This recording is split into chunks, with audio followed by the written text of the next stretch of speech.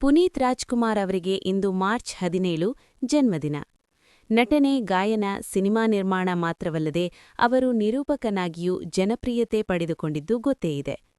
ಕನ್ನಡದ ಕೋಟ್ಯಾಧಿಪತಿ ಶೋನ ಅವರು ನಡೆಸಿಕೊಟ್ಟಿದ್ರು. ಈ ಶೋ ನಡೆಸಿಕೊಟ್ಟಿದ್ದಕ್ಕೆ ಅವರಿಗೆ ಒಳ್ಳೆಯ ಸಂಭಾವನೆ ಸಿಕ್ಕಿತ್ತು. ಇದನ್ನು ಅವರು ಧರ್ಮದ ಕೆಲಸಕ್ಕೆ ಬಳಸಿಕೊಂಡಿದ್ರು. ಕನ್ನಡದ ಕೋಟ್ಯಾಧಿಪತಿ ಕಾರ್ಯಕ್ರಮದಿಂದ ಪುನೀತ್ ಅವರಿಗೆ ಸಿಕ್ಕಿದ್ದು ಬರೋಬ್ಬರಿ 8 ಕೋಟಿ ರೂಪಾಯಿ ಸಂಭಾವನೆ ಆಗಿತ್ತು. ಈ ಬಗ್ಗೆ ಭಗವಾನ್ ಹೇಳಿದ್ರು. ಪುನೀತ್ ಅವರು ಸಮಾಜಮುಖಿ ಕಾರ್ಯಗಳನ್ನು ಮಾಡುತ್ತಾ ಬಂದವರು. ಮೈಸೂರಿನಲ್ಲಿ ಶಕ್ತಿಧಾಮ ಬಗ್ಗೆ ಅವರಿಗೆ ವಿಶೇಷ ಕಾಳಜಿ ಇತ್ತು. ತಮ್ಮ ಕೈಗೆ ಸಂಭಾವನೆ ರೂಪದಲ್ಲಿ ಬಂದ ಆ 8 ಕೋಟಿ ರೂಪಾಯಿಯನ್ನು ಮಕ್ಕಳ ಶಿಕ್ಷಣಕ್ಕಾಗಿ ಅಪ್ಪು ಮೀಸಲಿಟ್ಟರು. ಡಾಕ್ಟರ್ ರಾಜ್ಕುಮಾರ್ ಕುಟುಂಬದ ಜೊತೆ ನಿರ್ದೇಶಕ ದೊರೆ ಭಗವಾನ್ ಅವರಿಗೆ ಮೊದಲಿನಿಂದಲೂ ಒಡನಾಟ ಇದೆ. ಪುನೀತ್ ರಾಜ್ಕುಮಾರ್ ಅವರನ್ನು ಹತ್ತಿರದಿಂದ ಕಂಡಂತಹ ವ್ಯಕ್ತಿಗಳಲ್ಲಿ ಅವರು ಕೂಡ ಪ್ರಮುಖರು. ಟಿವಿ9ಗೆ ನೀಡಿದ ವಿಶೇಷ ಸಂದರ್ಶನದಲ್ಲಿ ಭಗವಾನ್ ಅವರು